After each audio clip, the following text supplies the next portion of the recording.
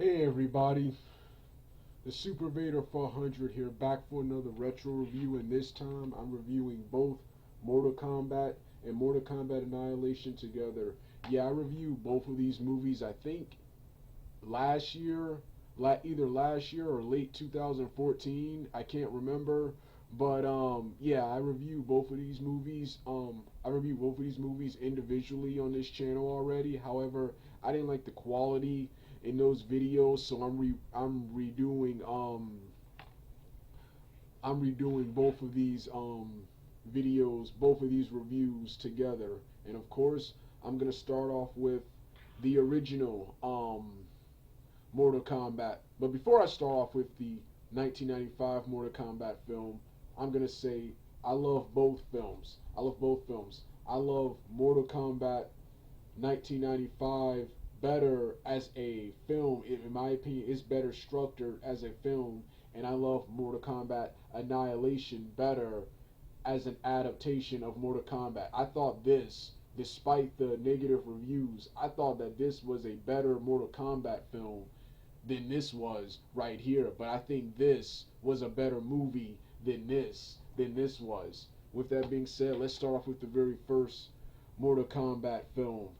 Of course, I first saw this movie in 1997, 2 years after it was released. I remember seeing a trailer for this I think in '96. I remember seeing a trailer for this film in '96, and I finally got to see it for the first time, and I've been a huge fan of this movie ever since I saw it. I couldn't believe that the art the Mortal Kombat video game was now a live action film. All the um all the fighting all the fighting, fatalities, special moves that we're seeing in Mortal Kombat were seen in this film. There wasn't a lot of blood, which that was kind of weird as a child. There wasn't a lot of blood in this film, but despite not having the blood, the film was still scary as hell. And even today, as an adult, it's no longer scary,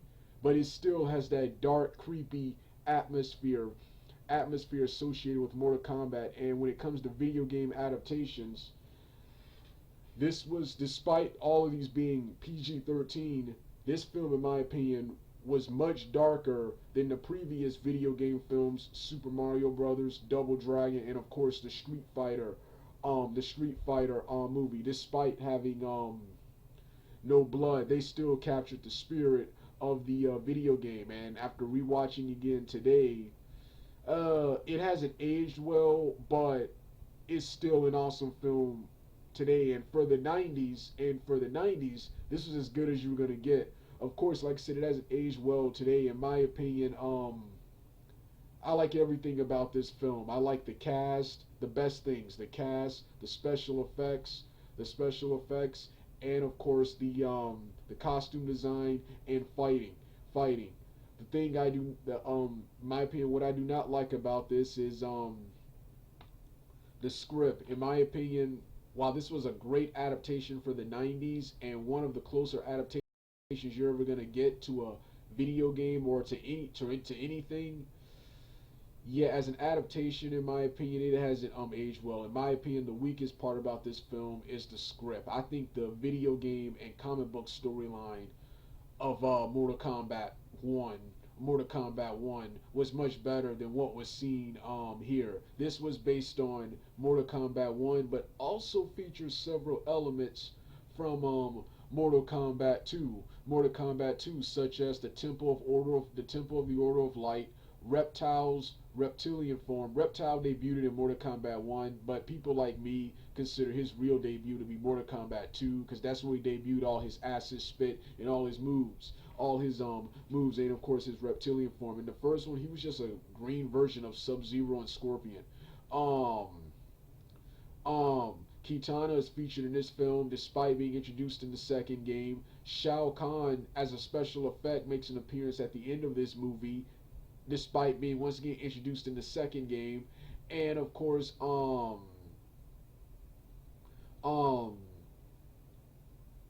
Liu Kang's bicycle kick was introduced in the second game, and even Liu Kang, his costume design in this film. His costume design in this film looks nothing like Liu Kang except for wearing pants and being bare chested at the end of the film. His outfit looks nothing like Liu Kang. Believe it or not, his outfit looks like a realistic version of Kung Lao Mortal Kombat 2 Kung Lao, and I think Liu Kang and pretty much in this film is an emulation. I can't pronounce that word, but it's a mixture of Liu Kang Mortal Kombat 1 and 2 Liu Kang, and of course Mortal Kombat 2 Kung Lao. He's the descendant of Kung Lao, just like he is in the video game. So like I said, yeah. Here were before I get to the story of this film, here were some of the things I did not like about this film. Going back to, like I said, the screenplay. I did not like the fact that Sub-Zero and Scorpion barely had dialogue in this film. I also didn't like their motivations, their character backstory for this film. While both of them seem to be who they say they are, Scorpion and Sub-Zero, I hate the fact that the subplot about Shang Tsung, about Scorpion and Sub-Zero being slaves under Shang Tsung's power, that I did not like. In the video game storyline, Scorpion entered the tournament to get revenge on Sub-Zero for killing him and his clan. And of course, Sub-Zero entered the tournament under orders from the Lin Kuei master, to he was also invited by Shang Tsung, and he went on orders of the Lin Kuei master to assassinate Shang Tsung and steal his treasure. So I did not like the backstory about them two being deadly. They first got it right, being deadliest of enemies, but then coming here with this whole but slaves under my power. I didn't like that. I also didn't like both of these characters dying, but to tell you the truth, I kind of understand it. This is a film called Mortal Kombat. Even though in the video games, despite all the gore and violence and fatalities and all the death and destruction you saw in those games, at least in the first three games, no one really died. At least in the first four games, no one really died. No one really died in those games. Sub-Zero was killed by Scorpion. Sub-Zero was killed by Scorpion and later reincarnated as Noob Saibot, but they didn't know that. I didn't even know that at the time this film was met. That the Elder Sub-Zero and Noob Saibot were the same character. And of course,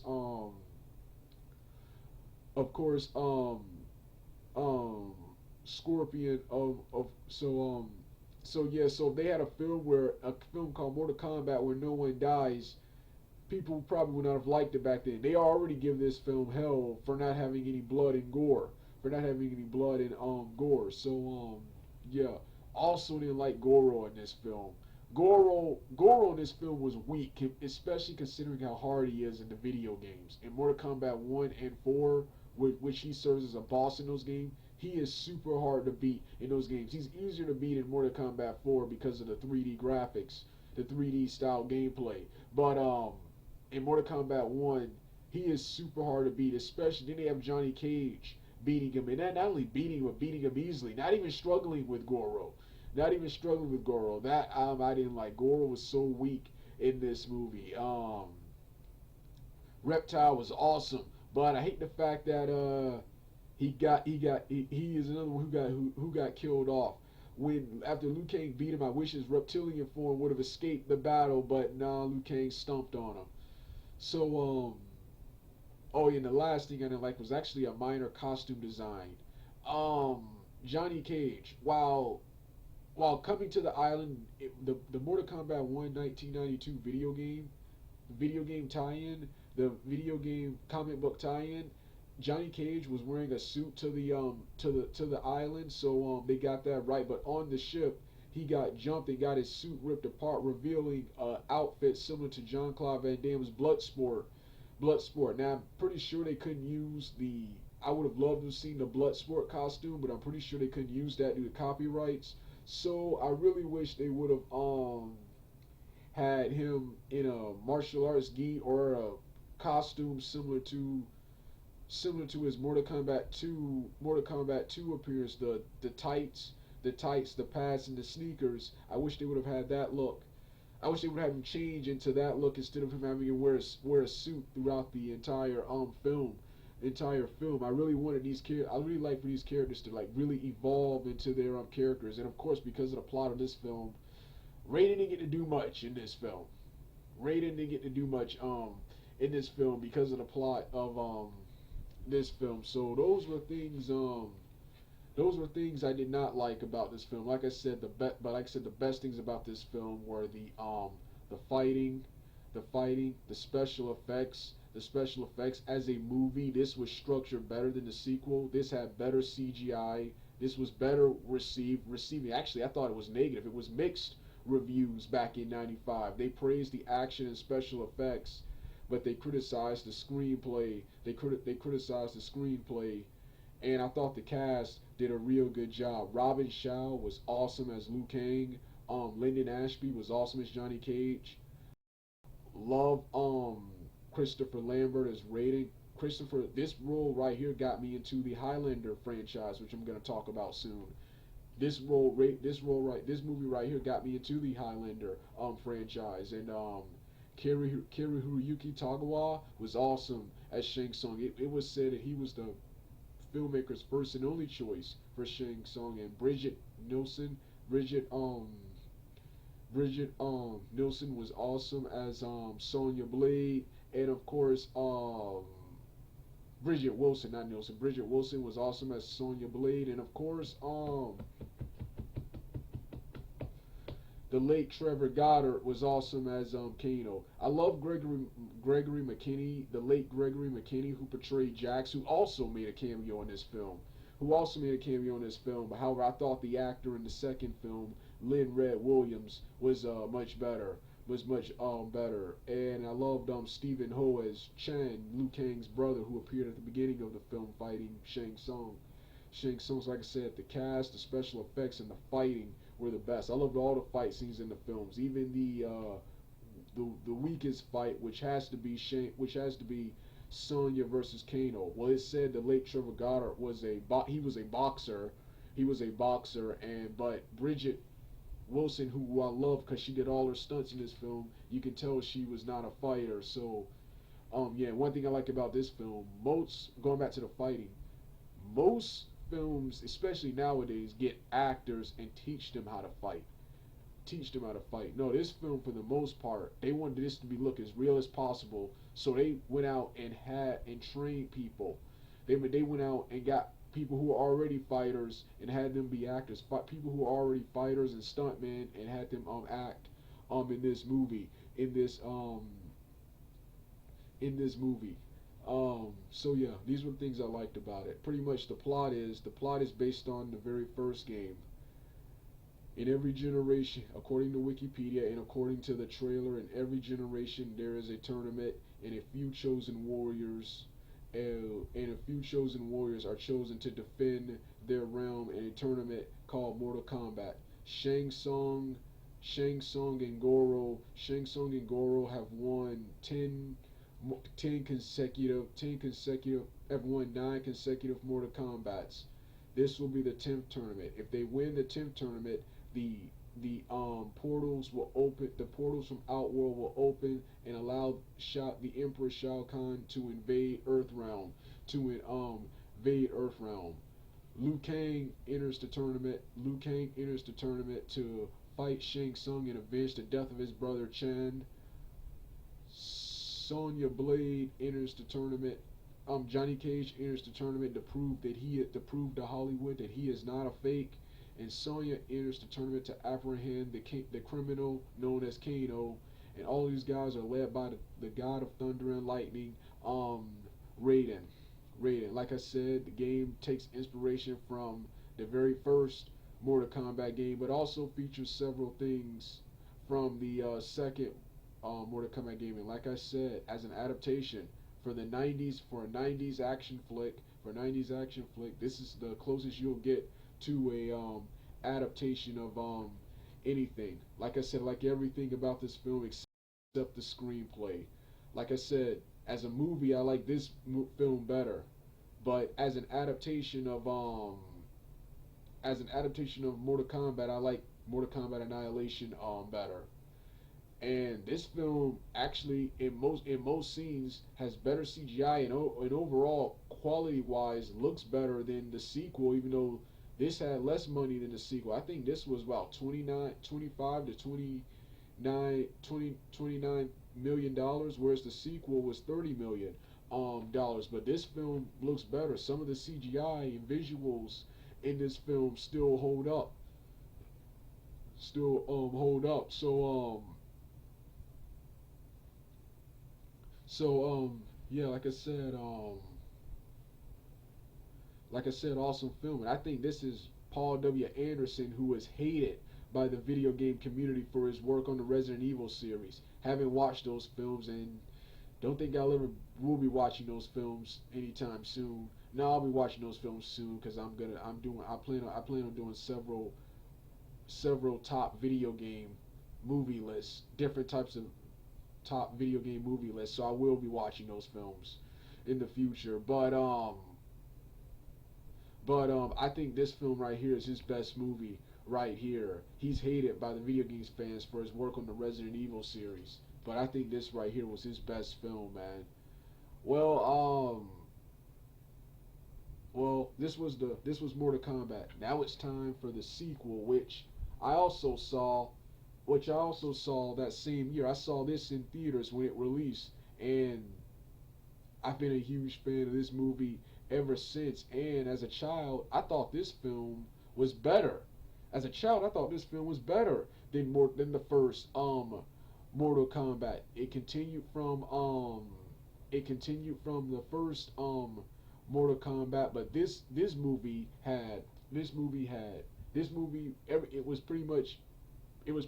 it tried to be bigger. It tried to be bigger than the last. This movie, whereas the last movie catered to pretty much casual moviegoers, this catered exclusively to video game fans. This film has even more action, more characters, better costume design, and even more CGI than the first film did. And like I said in the Mortal Kombat, in the first portion of this review, as an adaptation, I like this film better. This movie right here, it doesn't get credit for it, but this film was even closer to the game. This whole movie is pretty much an adaptation of Mortal Kombat. Is an adaptation of Mortal Kombat 3, but also features elements from the second game, and of course Mortal Kombat 4. There were even some deleted scenes featuring the lead up to Mortal Kombat 4, but none of this stuff, all of this stuff was cut. A lot of stuff was cut from this movie, which brings me to, I'm gonna start off with the negatives with this film first, because after this I want to talk about the positives. The negatives of this film is pretty much the first problem with this film. Everyone who criticizes this movie talks about cast, dialogue, fighting, and all that. There's nothing wrong with any of that. The problem with this movie is budget. The problem with this movie is budget. The film, it tried to be bigger than it really could. It really could be, and they just couldn't afford it.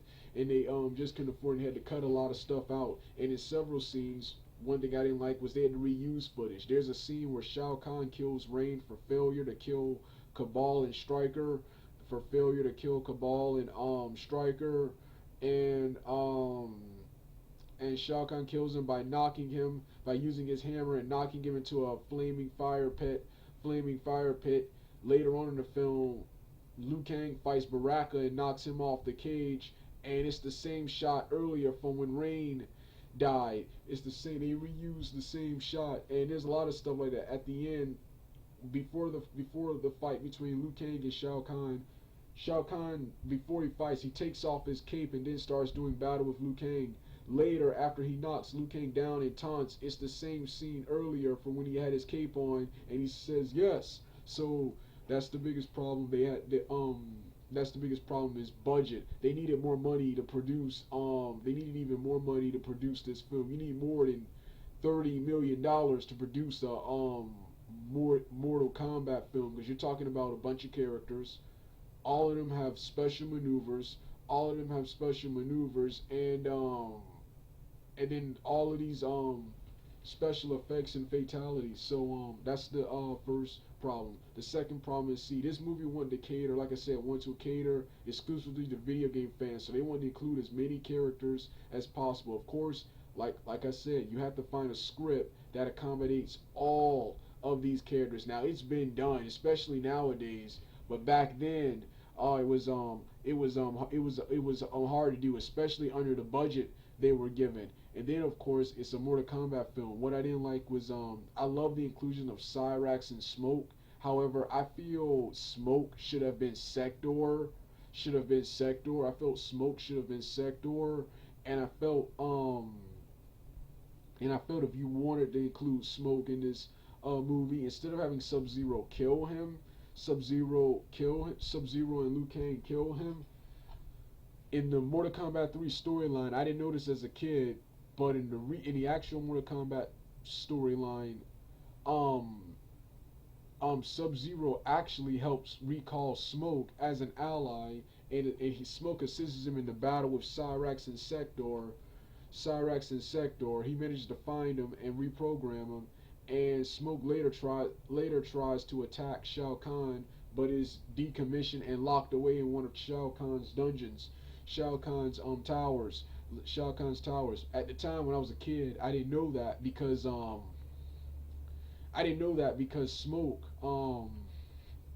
Smoke was not in Mortal Kombat. Smoke was not in Mortal Kombat 4 or 5, so I took it that he was dead. It wasn't until I got older and learned more about the Mortal Kombat storyline and played Deception where I learned the true fate of Smoke. Same with Cyrax. Cyrax in this film, he is ordered to kill Sonya and Jax. I wish they would have I didn't mind them changing that from him supposed to kill Sub-Zero. I didn't mind them changing it from that, but I hate the fact that once again Sonya and Jax had to kill Cyrax. But if they would have followed the game and had Sub-Zero recover Smoke, this is why they should have used Sector if they wanted to kill off a character, or if they wanted to have Cyrax, if they wanted to have Jax and Sonya save Cyrax. People would have criticized this film for having little to no depth in a film called Mortal Kombat. Like I said, they give both of these films hell for not having blood and what's his name. So that's why I'm excusing that. I also don't like the fact that I've sort of gotten over this, but I also don't like the fact that Sub-Zero and Scorpion, who are awesome in this film, I thought Scorpion was much better here than he was in the last one. During his short appearance here than he was in the last one. And I hate the fact both of these guys showed up for a fight and they were never seen again. They could have at least saved Scorpion and Sub-Zero later for when they had a rematch. They were probably saving them down the road for like a sequel, which was supposed to commence immediately after this film was released. But back in '97, when this film was released, this film received an overwhelmingly number of negative reviews. It has a 3% on the Rotten Tomatoes meter. I think I only remember hearing one positive review where one guy praised this as beautiful trash cinema and a guilty pleasure. That's the only positive review of this film I remember. Like I said, I think this film is criminally underrated. I hate it when people bash this movie. Yeah, it has problems, but it's none of the problems people criticize it for. Here's the best parts about this film. Like I said, the acting. Yes, the cast from the previous film couldn't come back, but the new guys in their place, James Raymar, Sandra Hess, Lynn Red Williams, in my opinion, were much better. Only Liu Kang and only Robin Shaw, Liu Kang, and Talisa Soto is Kitana return. The rest of the cast is good. Chris Conrad is not as good as Lyndon Ashby was as Johnny Cage, but he was only on the screen for a couple of minutes before he was killed off. All he said was, "This was not good. This is not good." That's another thing I didn't like. I didn't like them killing off Johnny Cage so early, even though in the storyline he does die. But I wish they would have killed him all towards the end, like they did Raiden. And of course, like I said, the cast, the fighting.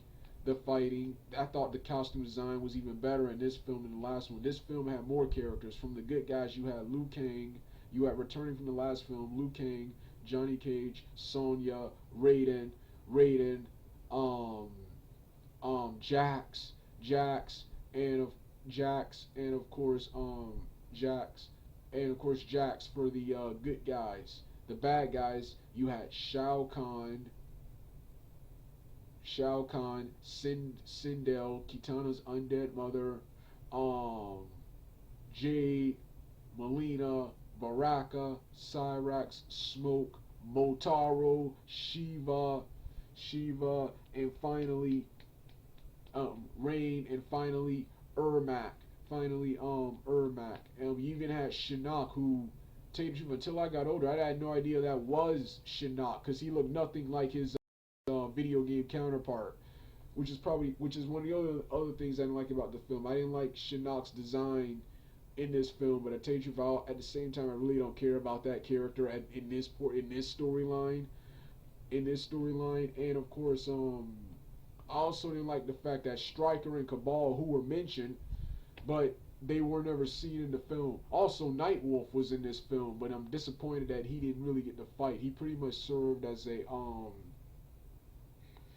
spiritual advisor to Liu Kang to train him on how to use his animality, which is another thing I like about this film. I like this film, even though the animality effects at the end, where Shao Kahn and Liu Kang turned into dragons. I love this film for including animalities. I always thought the animalities, well, they look kind of silly by today's standards, but I always thought that would be a cool concept for a film. For any other, if you adapted Mortal Kombat for a film, I thought them turning to animals would be a cool concept. So I'm glad they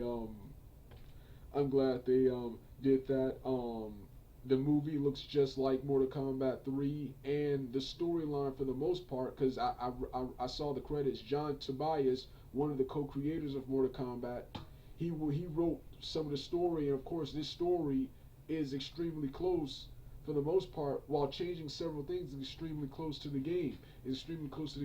Shao Kahn, fed up with numerous losses in Mortal Kombat, decides to enact a 1,000-year plan. He resurrects Kitana's dead mother, Sindel, and with help from Shinnok, opens the portals from Outworld and invades Earthrealm and strips everyone of their soul. And in this film, the characters have 7 days and begins to merge Earth with Outworld, and the characters in the game have 7 days before total annihilation, before the merger is complete. That is taken straight from Mortal Kombat 3. And the only way to undo all of this is to beat or kill Shao Kahn. All of that is taken from Mortal Kombat 3. So what was previously a tournament is now becoming all-out war between the realm of Earth and the realm of Outworld. So like I said, extremely close to the game, but changing several things. I love all the fight scenes in this film. I like it in this film. This film had even stronger and better martial artists and fighters than the first film. The fighters in this film will destroy the fighters in the previous movie. They had to do that because this is the sequel. This features the characters from the previous film facing off with even more powerful characters. Like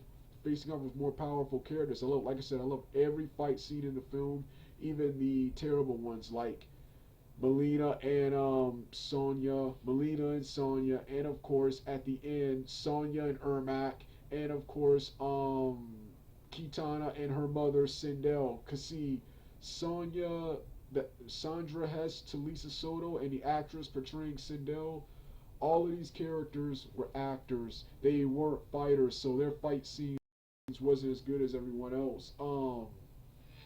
American Gladiators, Darren McBee, who portrays Motaro and Jax, were in this film. Were in this film. In my opinion, they had one of the best fights in this film. And since well, Darren McBee is an athlete and a martial artist, and Lynn Red Williams was a football player and an American Gladiator, so you could put both of these guys in an athletic situation. And both of these guys look good in their fight scenes. It was also finally cool to see Raiden fight. It was Ray Park as James Raymar's stunt double. James Raymar is Raiden. I love Christopher Lambert, but I love James Raymar. I love James Raymar as Raiden more. He captures the pacific nature of Raiden that you will see in later games. Whereas Christopher Lambert and Jeffrey Meek, the guy from the Conquest TV show, they capture the comical, upbeat personality of Raiden, which he originally had in Mortal Kombat 1 before they reckoned him to having this the pacific nature.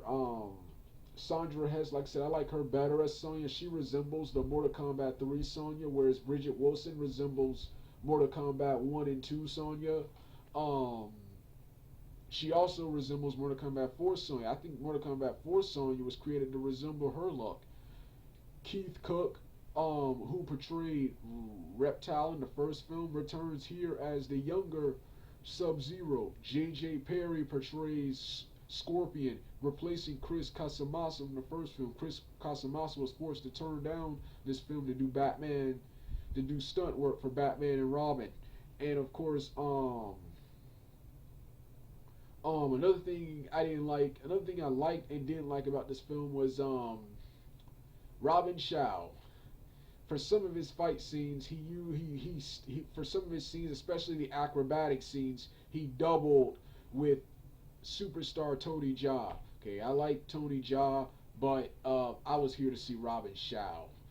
But like I said, they only use Tony Jaa for scenes, for the acrobatic scenes, for the acrobatic scenes. Another thing I like, speaking of the acrobatic scenes, yes, they had wires in this film to make the characters seem really superhuman, because these characters are supposed to be like superhuman.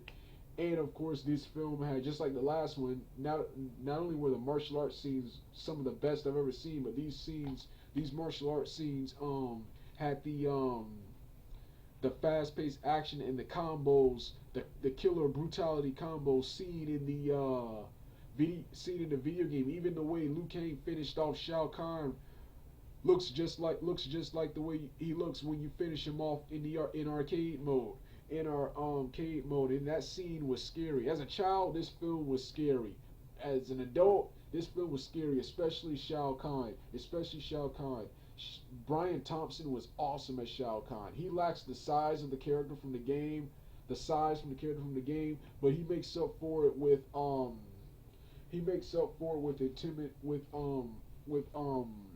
cunning and brutality, with telling that booming voice of his,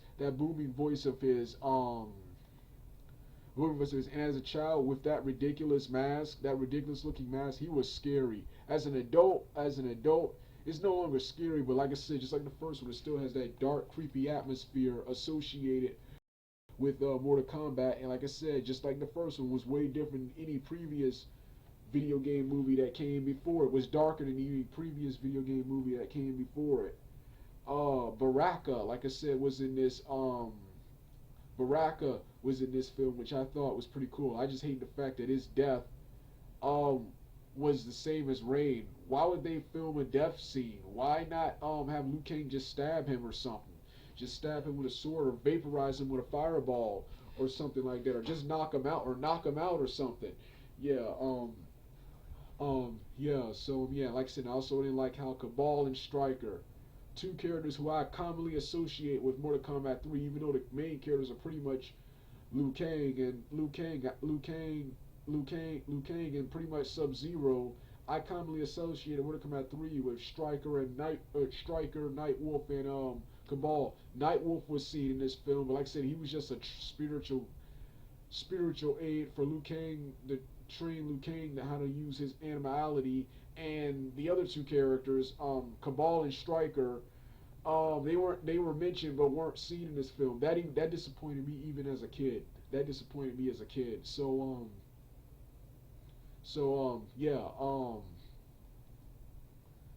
Yeah, those were things I didn't like about this film. But like I said, this film was awesome for a '90s flick. Was awesome for a '90s flick. Was awesome. You don't get for a '90s flick. You don't get two better adaptations than this. And these films right here stay closer to the source material than most films today do. Most films today stay completely away from the source material. Stay completely away from the source material. But this right here was extremely close. And like I said, I think this film is criminally underrated. I'm going to be doing a defense and a rant on haters of this movie on my Doug 8798 channel. But right now, this was just another webcam review because I didn't like the quality from the previous more reviews of both of these films I did. Yeah, this was when my computer was broken and I had to use the downstairs computer, and I hate the quality on the downstairs computer, the video quality on the downstairs computer, so I redid it here. I'm also gonna do a video narration review, but I'm not sure where I'll upload it. But yeah, awesome film. Oh yes, I almost forgot. Soundtrack, an even better soundtrack than the first one. Not only do you have the Immortals theme returning from the previous one, but you also have Megalomaniac, the song that portrays at the end, Megalomaniac.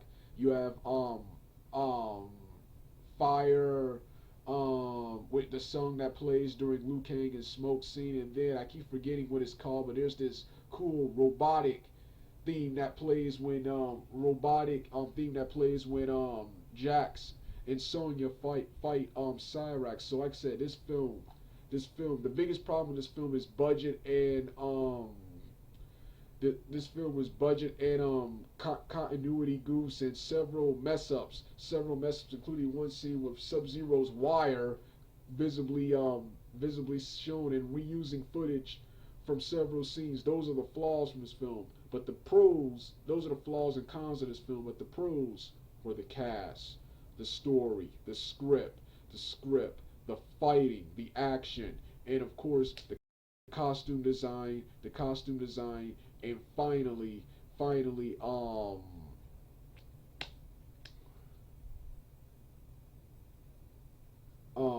so yeah, those right there are, oh yeah, and finally the music. Those were the pros of this film, and this film is still one of my all-time favorite films of today. And so happy I got to watch both of these films again today. All right, well, this has been my review of both Mortal Kombat 1995 and Annihilation. All right, Doug out.